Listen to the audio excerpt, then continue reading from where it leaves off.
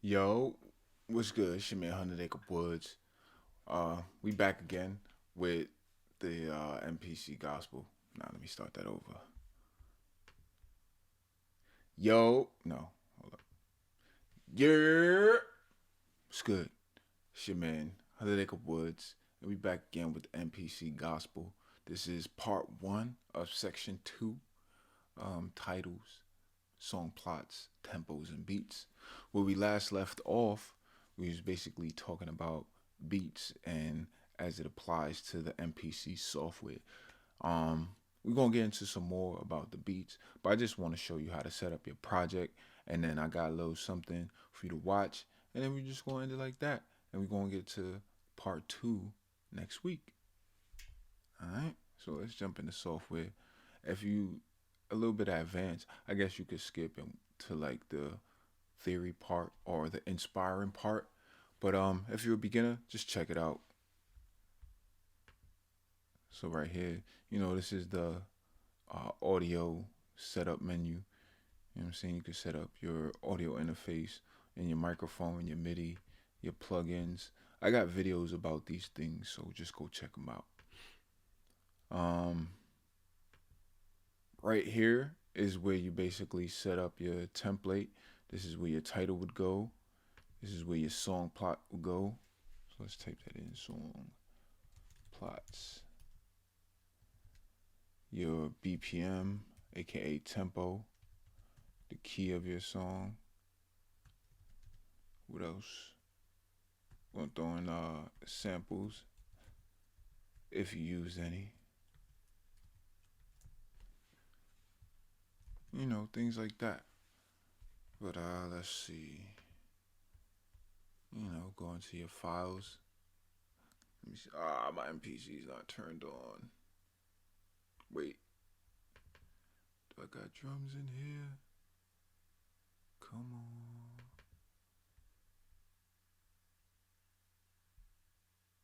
Let's see. There we go. Drums.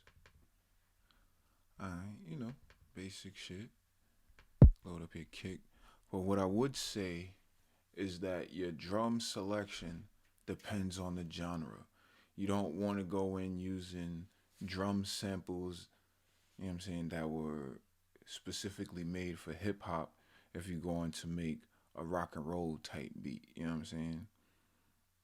would want to use more acoustic sounding drums so that the cymbals sound appropriate. Whereas in a hip hop beat, the hi hats and cymbals might be more exaggerated. Also, in a hip hop beat, the kick drum is real bass heavy, whereas in like a rock and roll beat, the kick drum is real light. They use the high end of the kick drum just to get that tempo driving. So just want to keep that in mind.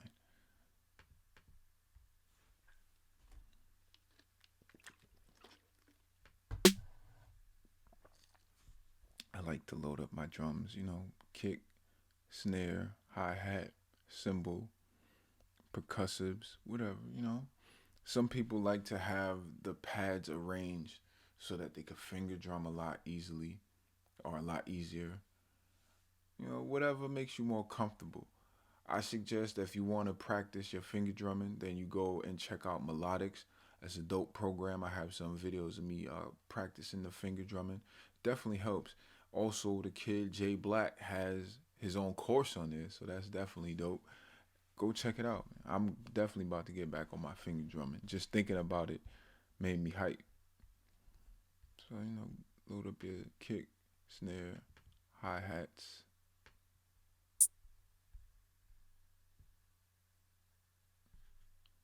I'm saying? And just go in. So, basically, what I want you to do is practice and start matching your tempo and your beat to your title. So, with all that said, I'm gonna go ahead and drop the video and let me know what you think in the comments below. Also, subscribe, join the team, join the journey, man. Take this walk with me. It's Hundred Acre Woods. At the heart of rhythm is the beat, or pulse. These terms are basically interchangeable. They can be defined as the individual strokes of measured time. Beat and pulse, we can say, are the most basic components of rhythm. Some theories put forth have said that pulse is innately human and that it comes from the heartbeat or the patterns that we make when we walk, the alternating of left, right between the feet. In fact, when you think about it, a lot of the words that we use when we describe rhythm are similar to those that we use when we talk about moving our feet, such as shuffle, march, dragging, and bouncy. Now, we tend to think of the drums and the percussion when we think about rhythm. But does music have to have drums and percussion to have pulse? The answer is no, because the pulse can be implied in the music no matter which instruments are playing.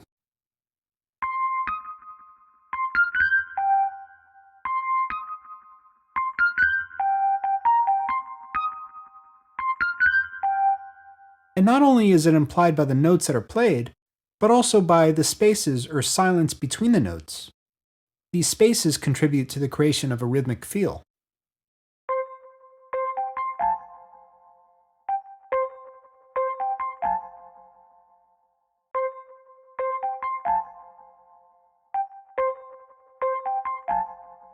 In order for a series of pulses or beats to feel like a rhythm, it needs to have a certain degree of regularity to it.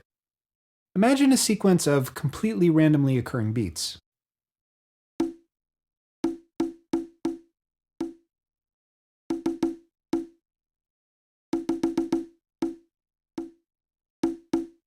Did you feel the rhythm there?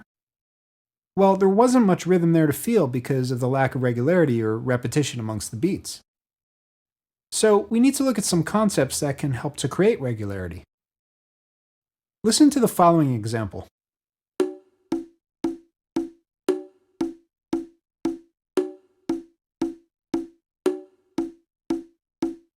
Now we're hearing rhythm. What was the difference between the two examples? In the second example, each beat lasts for an equal duration. In the first example, each beat lasts for a random duration.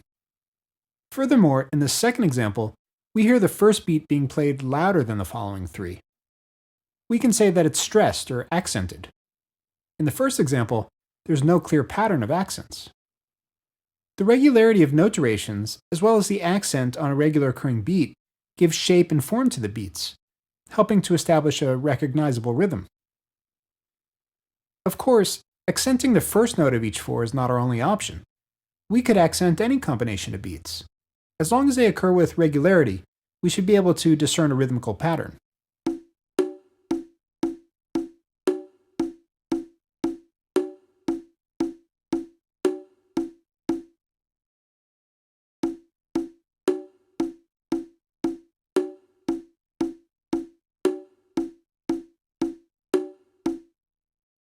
So, it can be said that the use of strong and weak beats helps in the creation of rhythm. This is what I tell musicians, right? The the master musicians. I be like this. It's not the beat, it's the silence in between the beat that creates Yes. the rhythm Bobby said that. sections. Yes, You sir. heard? Yes, sir. And if you ever hear timeless music, right?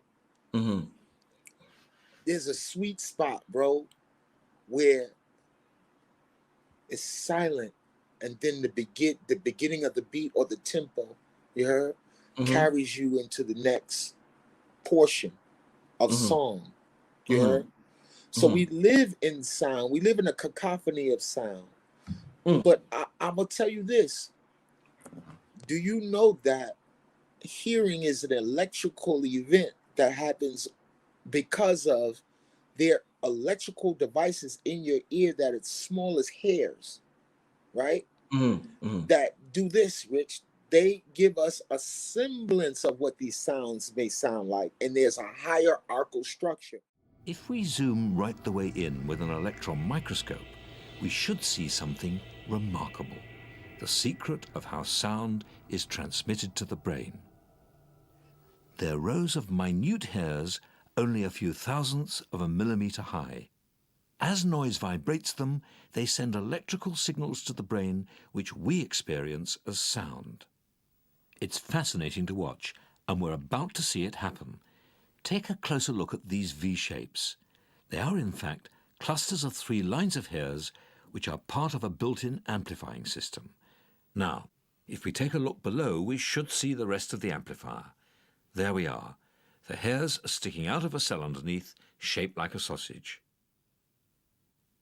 It's actually been possible to isolate one of these hair cells, so let's see what it does when we play it some music.